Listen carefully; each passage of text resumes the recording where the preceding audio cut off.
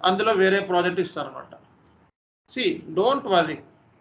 ఇంటికి వెళ్ళిపోవడం, ఉండడం అవన్నీ కామన్ ఐటీలో. ఓకే, దాన్ని ఎవరు కూడా పెద్ద సీరియస్గా తీసుకొని అమ్మో నా లైఫ్ పాడైపోయిందేమో, అమ్మో నన్ను ప్రాజెక్టులో నుంచి గెంటేశారేమో, ఇంకా నాకు జీవితం లేదేమో అనేది అసలు మైండ్లో నుంచి తీసేయండి.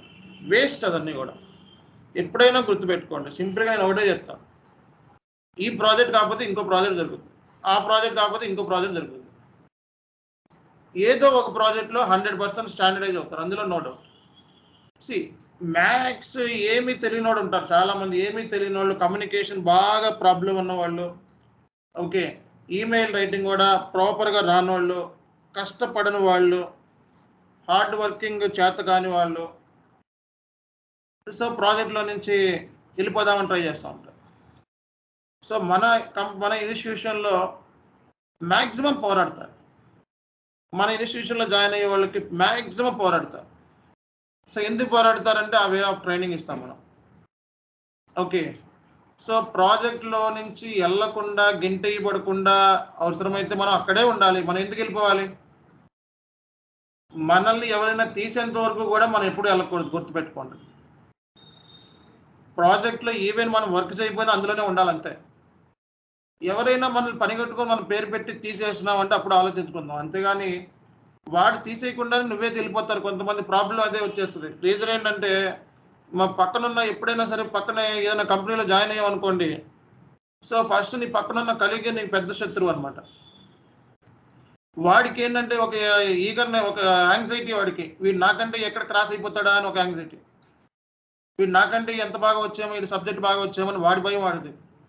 వాడు ఏం చేస్తాడు, వాడి పని నీ దగ్గర ఏం, నీ సిస్టంలో నువ్వు ఎంత స్పీడ్ ఉన్నావు, ఎంత బాగా టైప్ చేస్తున్నావు, ఓకే, సో నీ సిస్టంలో నువ్వు బాగా, నిన్ను ఊరికే టెస్ట్ చేస్తూ ఉంటాడు. బేసిక్గా నీది రియల్ టైమా కాదు, ఎక్కడెక్కడ చేసి వచ్చావు, జాబులు ఇవన్నీ అడుగుతూ ఉంటాడు. దాంతో వాడికి రియల్ టైం కన్సల్టెంట్ అయితే 5 నిమిషాల్లో తెలిసిపోతుంది, ఎందుకంటే వాడు కూడా రియల్ టైం కన్సల్టెంట్ కాదు కాబట్టి. మ్యాథ్స్ ఐటీలో ఉండే వాళ్ళలో 100%కి 75% రియల్ టైం కన్సల్టెంట్ కాదు. అందరూ కూడా సమ్ ఎక్స్పీరియన్స్ పెట్టుకొనే వెళ్ళి సక్సెస్ అయ్యి వెళ్తారు. కాబట్టి ఏంటంటే, ఒక డాగ్కి దాని అవతల ఉన్న డాగ్ స్వభావం ఊరికే తెలిసిపోతుంది. అట్లాగే ఏంటంటే వాళ్ళ పని ఏంటంటే, వాళ్ళు ఎలాగో రియల్ టైం కాదని వాళ్ళకి తెలుసు, అండ్ సమ్ ఎక్స్పీరియన్స్తో రియల్ టైం కన్సల్టెంట్ కింద బిల్డప్ ఇస్తూ ఉంటారు. 4 ఏళ్ళు వచ్చేసినాయి కాబట్టి నేను రియల్ టైం అన్నాడు ఫీలింగ్. వాడు ఏంటంటే, పోనీ నేను కూడా అలాగే వచ్చాను కదా, నేను కూడా రియల్ టైం కాదు, నేను ఎంకరేజ్ చేద్దాం అని వాడికి ఏమి ఉండదు. ఓకే, సో వాడు ఏ కాడికి ఏంటంటే, వాడు ఎన్నో బాధలు పడి ఉంటాడు, వాడిని కూడా ఇలాగే ఇబ్బందులు పెట్టుంటాడు, నిన్ను కూడా అలాగే ఇబ్బంది పెడతా ఉంటారు. కాబట్టి నిన్ను ఫస్ట్ టెస్ట్ చేసేది వాడు, నువ్వు రియల్ టైం కన్సల్టెంటే కాదా. నువ్వు ఈవెన్ 10 ఏళ్ళు, 12 ఏళ్ళు, 14 ఏళ్ళు ఎక్స్పీరియన్స్ ప్రాజెక్ట్ మేనేజర్ కింద వెళ్ళినా, ఆ పక్కన ఇందులో ఐటీలో ఉండే, ఈ ఎస్ఏపీలో ఉండే ప్రాబ్లం ఏంటంటే, వాడిని ఎట్లాగైనా డౌన్ చేయాలి, ఎట్లాగైనా వాడి దగ్గర వాడిని ఒక ఎరిపప్పం చేసి ఏ సబ్జెక్ట్ లేదు అని చెప్పి ప్రూవ్ చేయాలంతే. ఇదే ఆలోచన ఉంటుంది, ఎప్పుడైనా గుర్తుపెట్టుకోవాలి. జాబుల్లో ఇదే ఉంటుంది. ఎవడు స్కిల్ సెట్ని బాగా ఉంది అని చెప్పి వేరే వాడి యాక్సెప్టెన్స్ ఎవడో చేయడు.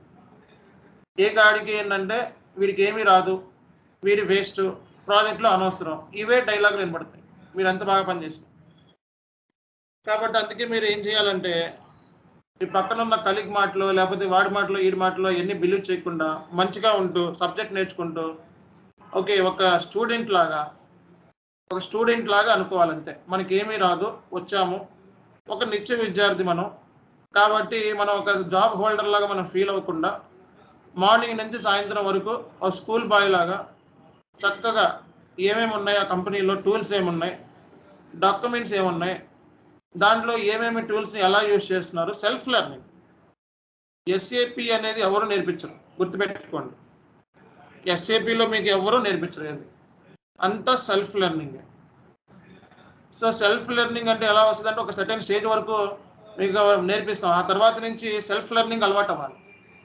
రేపొద్దున్న జాబ్లో కూడా సెల్ఫ్ లెర్నింగే ఉంటుంది అంతా కూడా. ఎవ్వరు ఏమీ చెప్పరు, మనమే అండర్స్టాండ్ చేసుకోవాలి, అంతా కూడా మనమే అర్థం చేసుకోవాలి.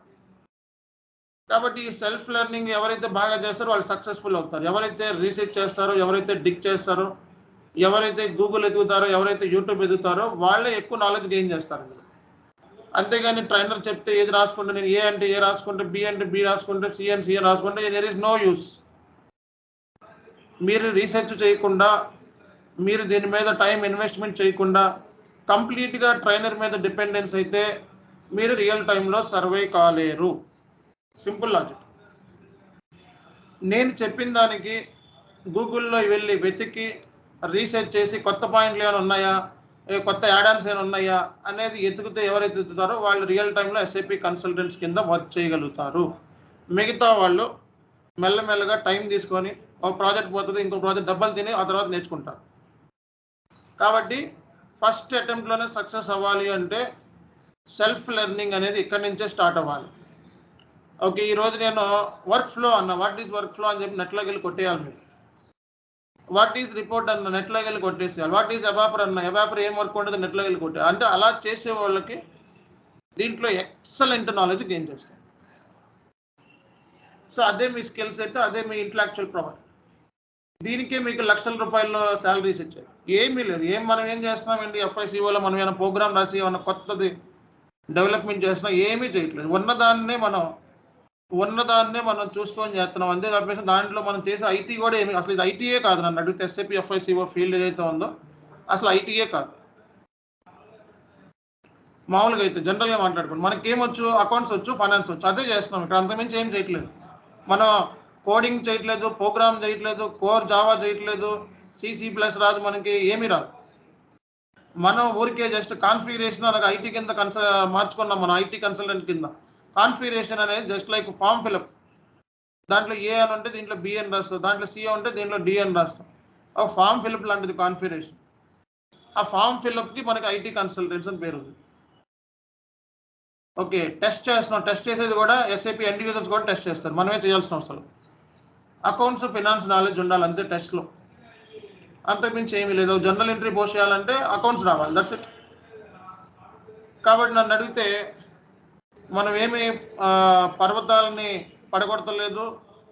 కోర్ జావా రాలేదు మనకి, కోర్ C++ లాంగ్వేజ్ ఏమి మనకు రావు. అయినప్పటికీ కూడా మనం కన్సల్టెంట్స్, మనకి ఇది అదే చెప్పాను. సో బీకామ్ వాళ్ళకి ఇది ఒక వరము అని చెప్పాను. అకౌంట్స్, ఫైనాన్స్, CA, CMA చదువుకున్న వాళ్ళకి ఇది ఒక వరం ఈ కోర్స్ అనేది. 10 లక్షల రూపాయల శాలరీ వితౌట్ ఎక్స్పీరియన్స్ ఇస్తున్నారు అంటే, విత్ ఎక్స్పీరియన్స్ పెట్టుకొని వెళ్తున్నారు. 10 లక్షల శాలరీ, ఆ 10 లక్షల శాలరీ రియల్ టైంలో రియల్గా ఎవరైతే కెరియర్ని స్టార్ట్ చేస్తారో వాడికి దాని వాల్యూ తెలుస్తుంది. జీరో ఎక్స్పీరియన్స్ స్టార్ట్ చేసేవాడికి 10 లక్షల వాల్యూ తెలుస్తుంది.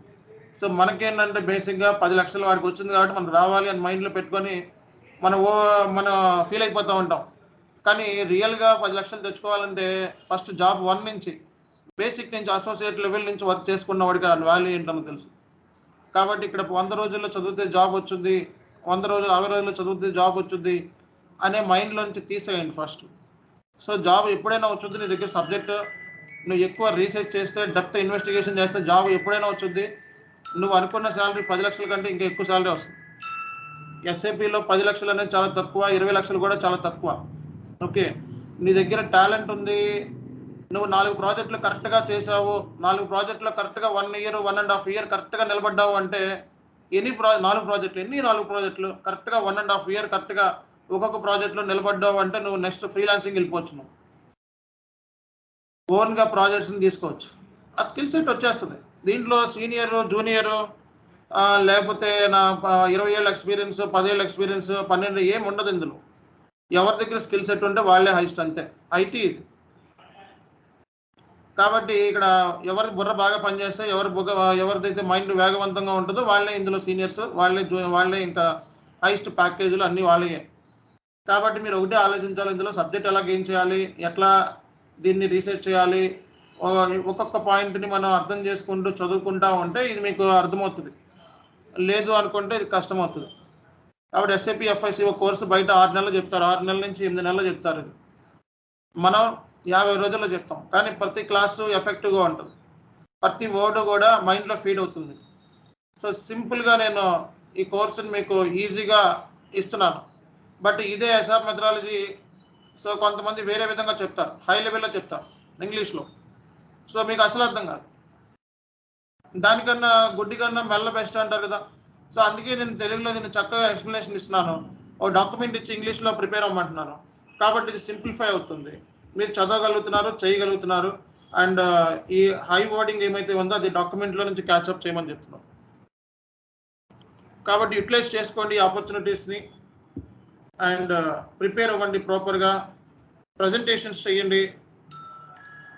దీంట్లో సక్సెస్ అవ్వాలి అంటే ప్రజెంటేషన్, మీరు అందరూ ఫ్రెషర్స్, ఈ టెర్మినాలజీ ఏదైతే ఉందో, ఓకే ఎక్స్పీరియన్స్ ఉన్న వాళ్ళు ఉన్నారు ఆల్రెడీ ఫైనాన్స్ ఫీల్డ్ వాళ్ళు 6 years 10 years ఉన్నారు, వాళ్ళు ఈజీగా ఈ టెర్మినాలజీ ఇవన్నీ కూడా అర్థం చేసుకోగలుగుతారు. బట్ నేను ఏదైనా సరే చెప్తున్నాను అంటే ఓన్లీ ఫర్ ఫ్రెషర్స్ అని గుర్తుపెట్టుకోండి.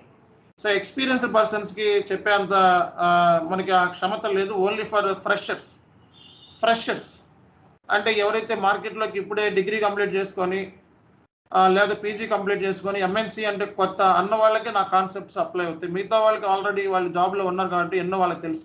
నేను ఏది మాట్లాడినా ఫ్రెషర్ పాయింట్ ఆఫ్ వ్యూలోనే మాట్లాడతాను.